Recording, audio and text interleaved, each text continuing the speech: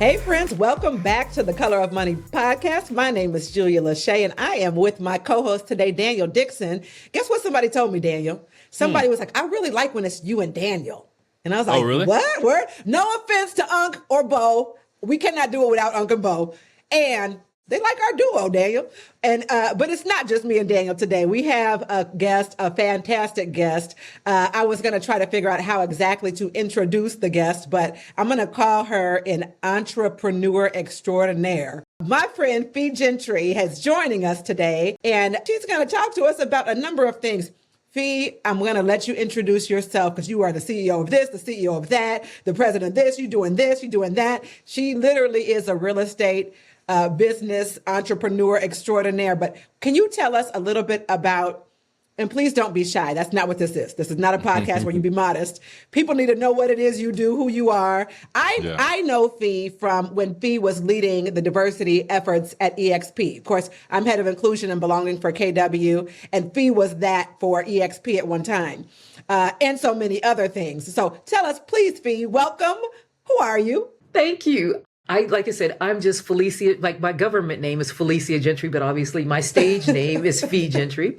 I grew up on the Monterey Peninsula in California in the Bay Area. So that's what I say, go 49ers. That's why me and Daniel connected right there.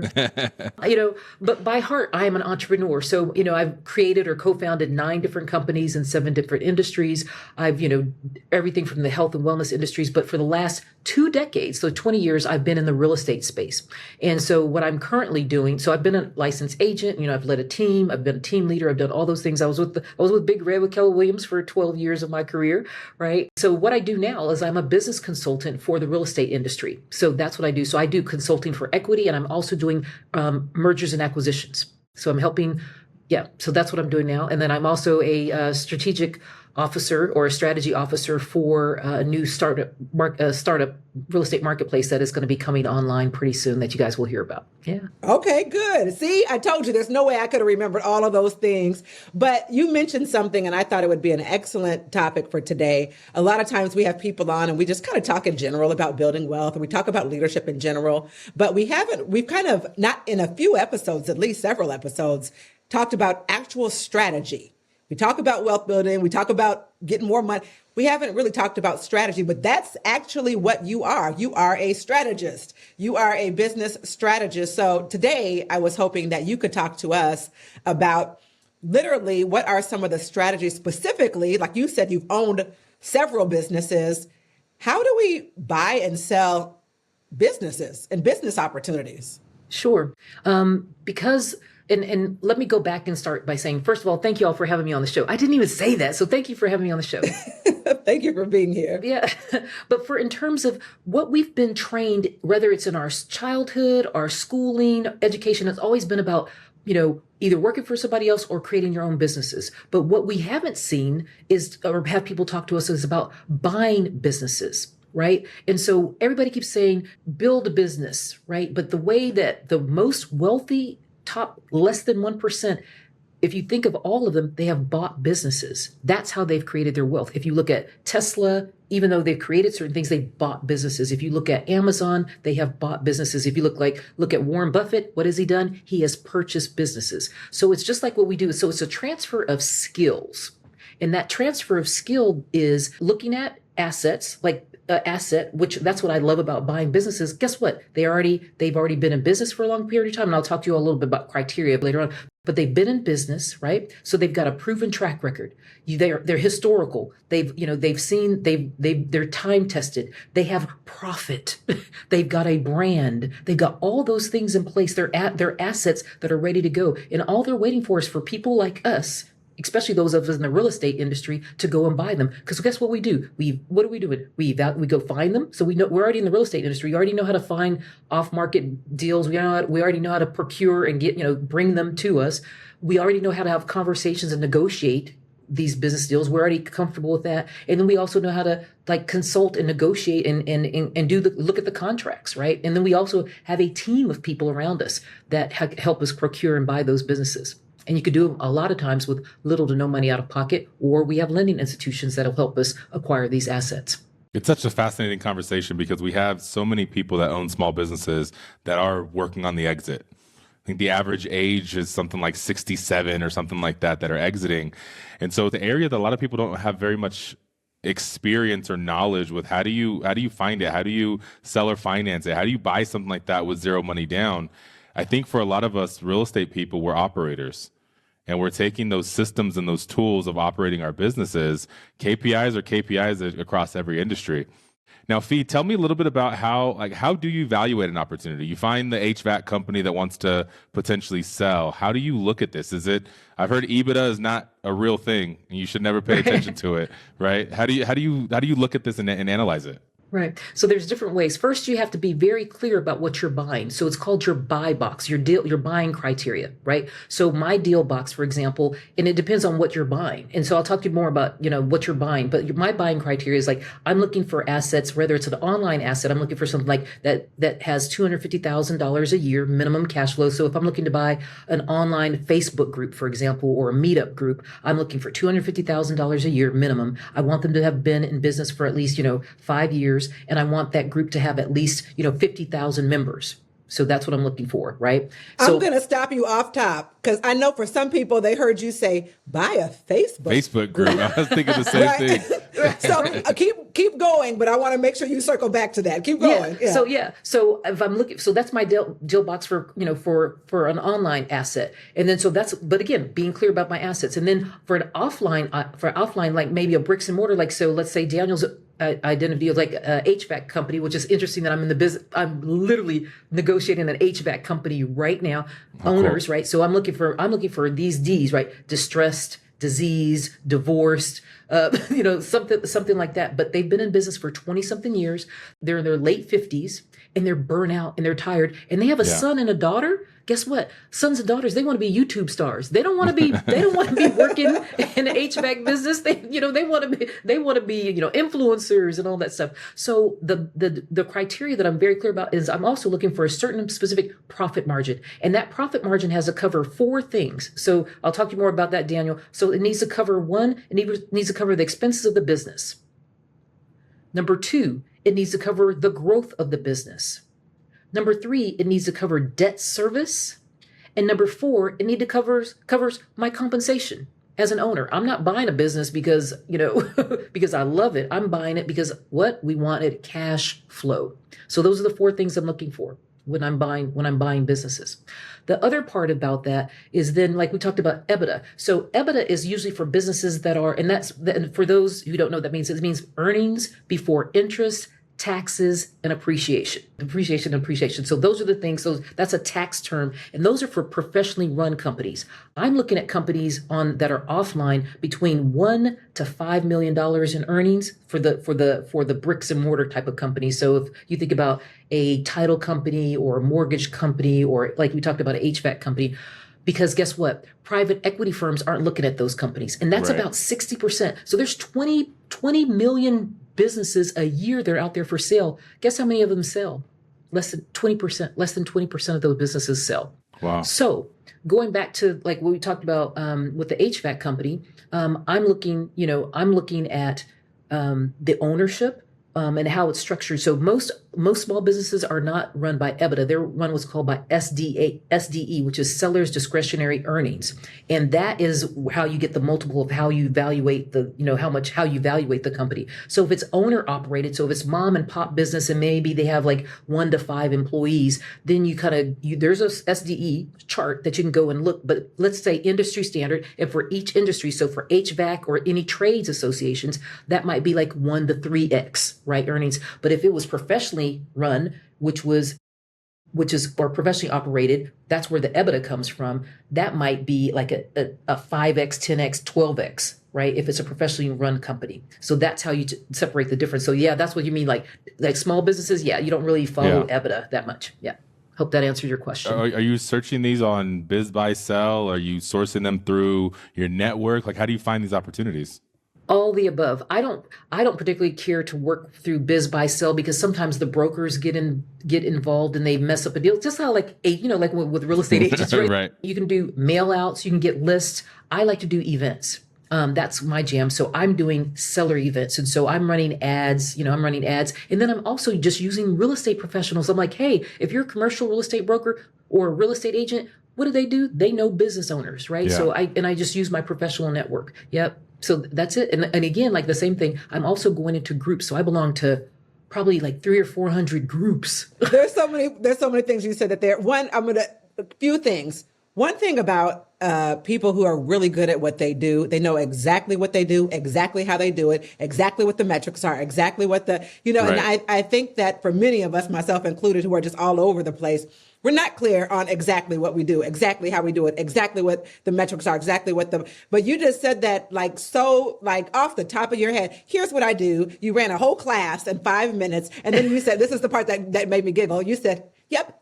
Like it's just all, so you do this. Yep. Like that's it. Well, she's a professional. She this is her niche. She knows what she's talking about. And I think that's fascinating. I do want to circle back to this whole Facebook group thing. What in the heck are you talking about buying Facebook groups? What does that mean?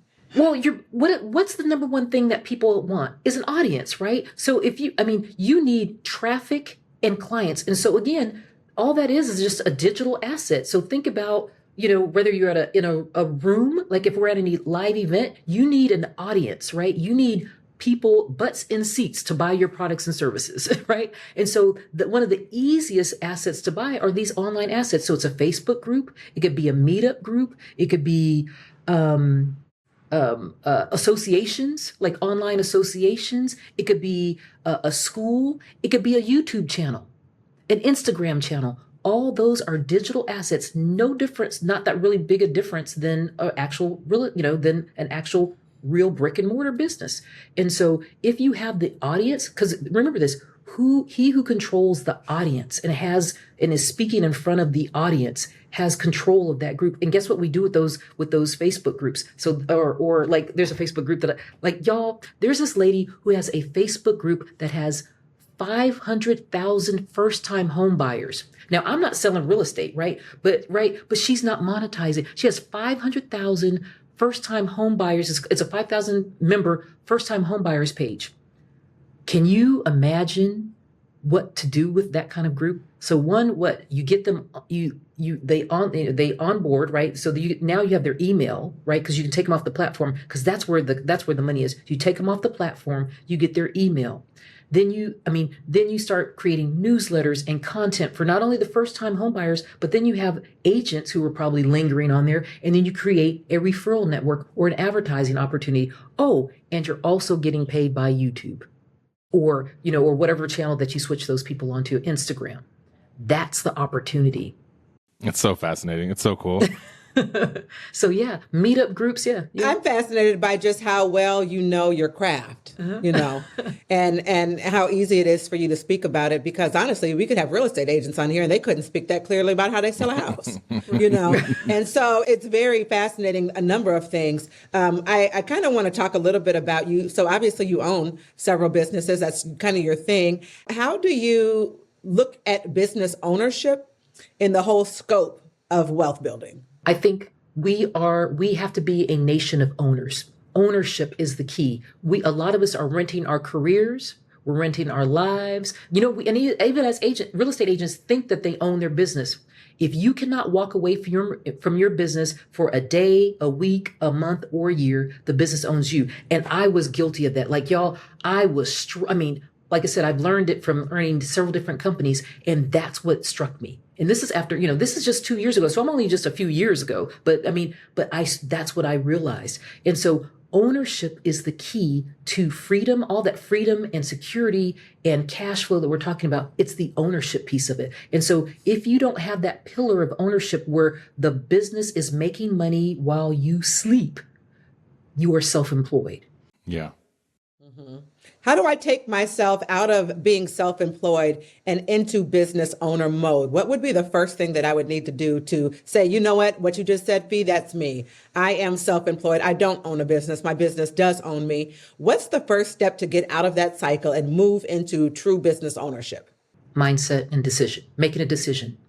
That's it. The first thing is changing your mind and saying, I no longer want to be self-employed. I am a business owner, because business ownership means freedom. If you can get very clear about your criteria, that's the very first step. The second step after that is, like we talked about, saying, what is it that I want to do? What are my skills, desires, passions, and energy, like in my time that I can invest in growing, in going after business ownership. It's just being very clear about that. And then establishing a criteria, that deal box, that criteria. That's what I had to become very clear about. What was your first business that you bought? I'm sure you were nervous and didn't know all the details. I mean, right now you're operating at a high level, but let's go back to the first business. How were you evaluating? Like, how did it come about, and how did you get there to get that mindset to the point of, oh wow, I'm doing this wrong. I got to start owning and becoming a business owner and getting out of working for my business. It started around real estate. Been in the business for 20 years, and we'll go back and do this exercise, but it was my landscaper. It was like helping my landscaper. He was, it was a partnership. David, his name is David. I was in a brand new home construction community, and he wanted, and he was like, hey, could you refer me more business and all that? I said, well, dude, I gotta pay you like PayPal. You don't really have a bank account, all this stuff, And I said, hey, I would love, I said, would you like some help with your business? And he was like, yeah. So I just start that consulting for equity piece of it. And so I start saying, if I can help you, and I said, you're making, like he was making X dollars a month. And I said, if I can help you make, X more dollars, XYZ dollars a month money, would you be willing to give me some equity or partnership in the business? And he said, yes. That's how it started. And then the first project test was really, because we talked about this in November. It was during Christmas. I helped him make an additional $60,000 hanging Christmas lights. Wow. And so I took 20% of that. And I was like, oh, this is cool. All I did was help him figure out how to get contracts to hang Christmas lights with his existing clients and customers. And I was hooked after that. That's the very first business that I did. That's so cool. I think it's truly this concept of coming from a place of contribution. You didn't go saying, how much money can I make with this opportunity? You were like, hey, if I could help you, like, would you be open to that? And then learn the craft through that. I love that. Yeah. Yeah. And so was that you mentioned, Danielle, what was her first business? That sounds like it was a consulting opportunity, or did you actually buy into the business? No, I had no dollars out of no dollars and cents. Most every single deal that I've done so far has been with little or no money out of pocket. Y'all have to understand that. That's the piece, right? Is little to no money out of pocket. And I've already sold one of them already. So I also got a vending business, because all I care about is cash flow, right? Was a crunch time vending. And it was machines. So I invested a little bit to get some machines, but these vending machines were located in Home Depots, 44 machines. So again, that joint venture. So it's little to no money out of pocket. Mm-hmm. Mm-hmm. Did I answer your question? Yeah. Oh, yeah. Okay. Now, you said you were going to walk us through an exercise. Okay. Yeah. I want to walk you through an exercise so that people can get an idea of where they are in the circle. And I'm going to kind of do this here. I don't know. Oh, I wish I could. So I want y'all to think about this. If you're driving, I think you should pull over. Yeah, pull over. Pull out a pen and a pad. I see Daniel over here writing notes feverishly. You're going to have to share your notes with me. Yeah, you're going to have to share these notes with me, Daniel. But if you're driving, stop what you're doing. She's about to give us some knowledge. Okay. All right. Exercise. I'm ready. This part. Draw a circle. Okay. I want y'all to draw a circle wherever you are. Put yourself, especially because I'm assuming mostly everybody is a real estate professional, real estate agent, right? In this circle, right? So put your name in the middle. So if you put your name in the middle, out of a transaction, in a real estate transaction, we're going to start writing down. I'm going to give you all, we're going to play. I wish we had some Jeopardy music when they come back and edit this, to play some Jeopardy music and say, I want to give you all 30 seconds, and I'm going to help you all 30 seconds to come out with how many people get paid on a real estate transaction. Ready? Go. Okay. I want y'all to start writing down. So we'll just talk it out. You and I will talk it out. Y'all, me and Danielle, you, Julia, we'll talk it out. Who gets paid? Title company gets paid, right? Wait. We're giving them 30 seconds, right? Okay, yeah, give them 30 seconds. They'll do it. Yeah. We got 10 more seconds in your 30 seconds. Yeah. It's a timed activity. Yeah. It is a timed activity. So write this down. How many people get paid?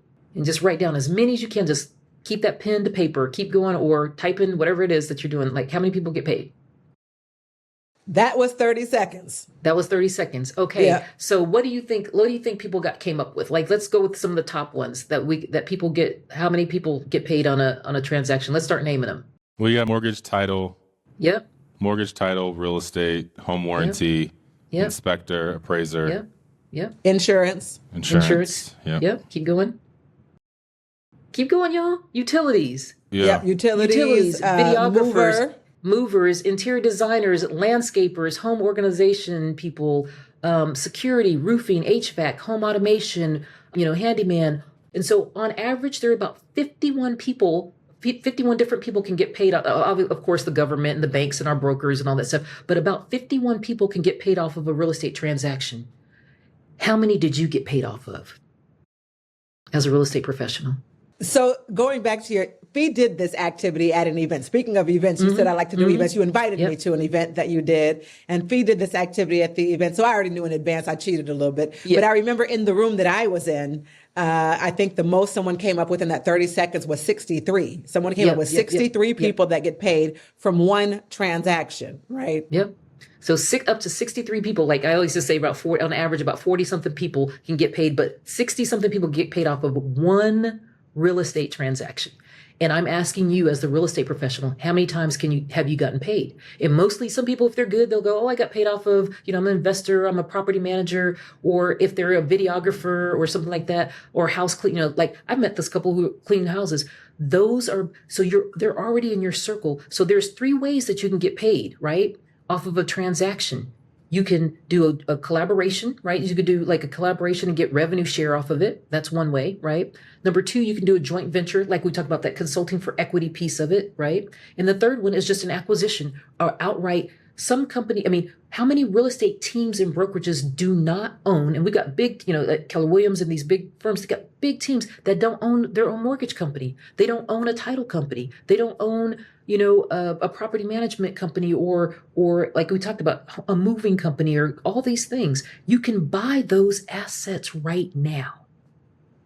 There is somebody who is tired in your circle. You can pick up your phone right now, and we already know there is a tired handyman construction company. There is a tired landscaping company or a company that wants to grow but doesn't know how, that you can partner with and either acquire their business, do a joint venture collaboration, or with little to no money out of pocket. So talk to me, Fee, about time spent in all of these different things, because sometimes people say, well, I've just got to focus on one thing in order to be successful at it. How do you focus on all these different businesses that you run and still do them effectively and still be sane and live because you sound very calm to me. I feel like you should sound, like your hair is on fire. How do you manage the time of running these and owning these businesses?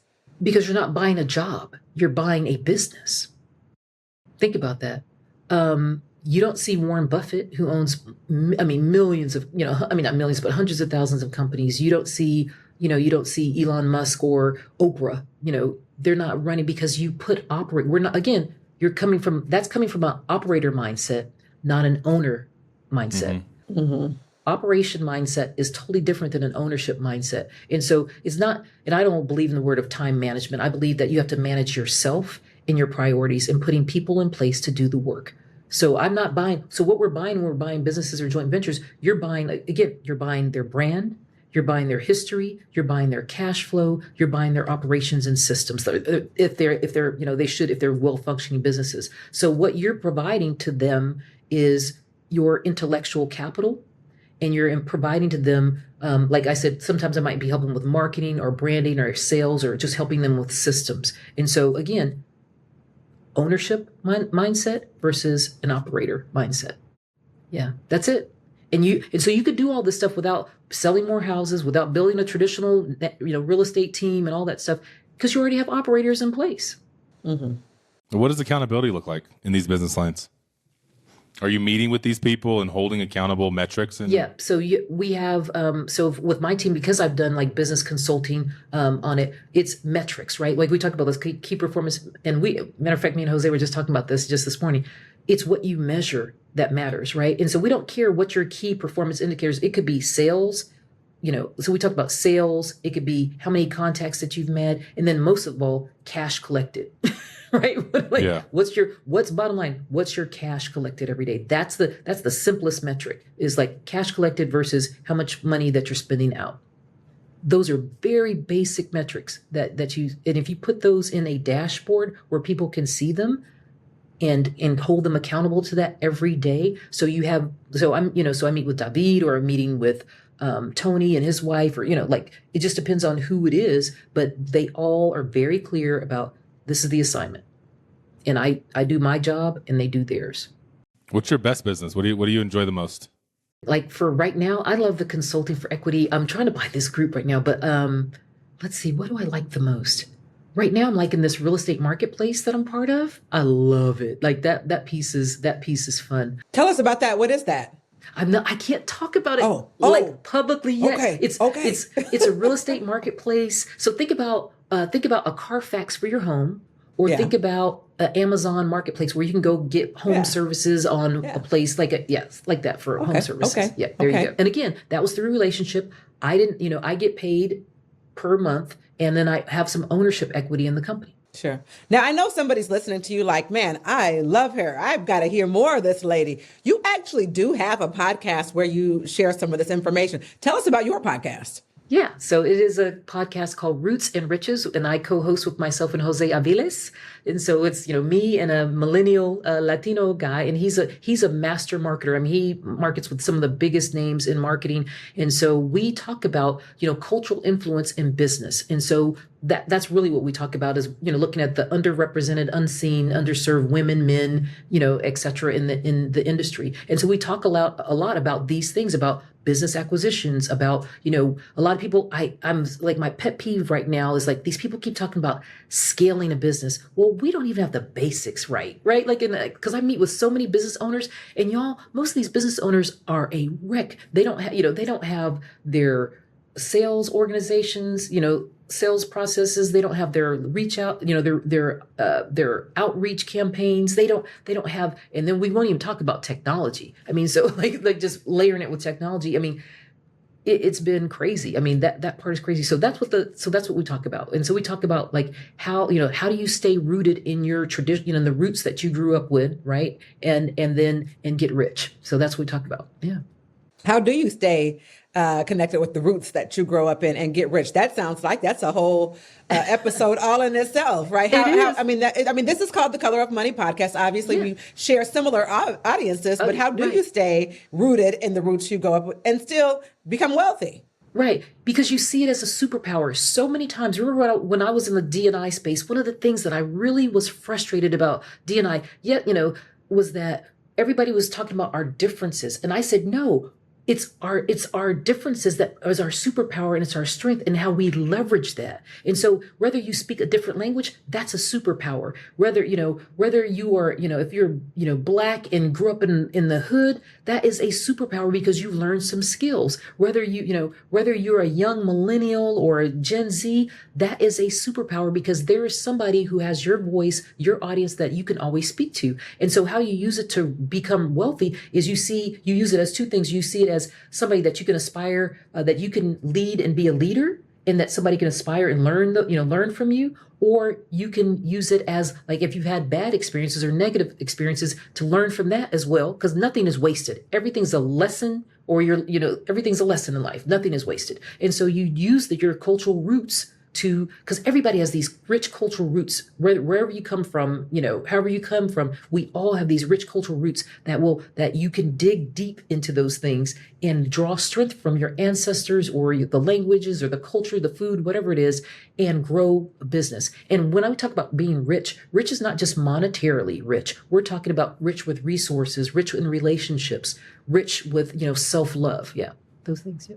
I love that. Well, we were talking about, who are our upcoming guests going to be. And I said, let's have Fee. And I didn't know what we were going to talk about today, Fee. I was just like, let's just bring Fee. She'll talk about something, Right. And I am so glad we did. I'm embarrassed that we took so long to have you on the podcast. You are a wealth of knowledge, obviously, right? Wonderful, beautiful spirit, wealth of knowledge. And certainly you've got so much to offer that we'll definitely have to have you come back again. And I know Emric and Bo are going to be disappointed that they missed you because you've got a lot of value to add. I guess I would say, what is one thing that you would want this particular audience to leave this conversation with? Yep. I always with this particular conversation, I want people to make the decision to become owners. That's the number one thing that I really want. Make the decision, because it's not simple. It's simple, but it's not easy. But once you make the decision that you want to own your own business, because that's where the freedom is. We keep saying that that we want, I'm here to leave a legacy and I want to do all these things. Make the decision to become an owner. Let's move from the operator mindset to the ownership mindset. That's my one thing that I want to leave with this audience. And with that, the doors of the church are open. Is there one? Is there one? Is there one? Yeah. Is there one? Is there one? I would like to be one, Fee. I have made the decision. I am a business owner. That was wonderful. You are wonderful. Daniel, anything else we should ask Fee before we let her go? One question. How do you protect yourself in these partnerships? Are you really tight with operating agreements and roles and specific duties and things like that? That is correct. I've paid thousands of dollars. So I've been trained by, peers, peers who operate in the mergers and acquisition space. And so I have access to lawyers and documents documents who look over every single thing. So, and the other thing is we set up what's called an SVP, which is a special vehicle, a special purpose vehicle, SPV, a special purpose vehicle that protects you, that keeps, a shield of protection away from you, when you're doing these deals. Yeah. Cool. Just keep them simple. And a lot of times just keep them simple. And he who controls the terms and conditions controls the contract. Right. Mm-hmm. Right. Strength through partnership. I love it. Yep. Thank you so much, Fee. We will definitely have you back for another episode. And thank you all for tuning in to the Color of Money podcast. We'll catch y'all next time. This podcast is for general informational purposes only. The views, thoughts, and opinions of the guest represent those of the guest and not KWRI and its affiliates, and should not be construed as financial, economic, legal, tax, or other advice. This podcast is provided without any warranty or guarantee of its accuracy, completeness, timeliness, or results from using the information.